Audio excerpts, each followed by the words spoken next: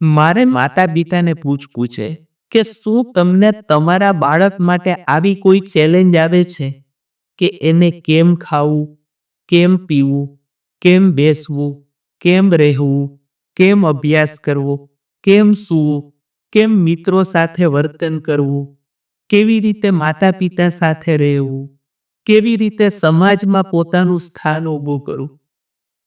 કહેવાનો મતલબ આટલો જ છે કે તમને તમારા સંતાનો પ્રત્યે કોઈ પણ પ્રશ્ન અગર જો આવતા હોય તો હું તમને ચોક્કસ એવું કહીશ કે તમે એમને એક ભેટ આપો. અને આ ભેટ એટલે શ્રીમદ ભગવદ્ ગીતા. જો માનવ જાતિના તમામ પ્રશ્નોનું સમાધાન એમાં હોય તો બાળકના પ્રશ્નોનું સમાધાન શા માટે ન હોય?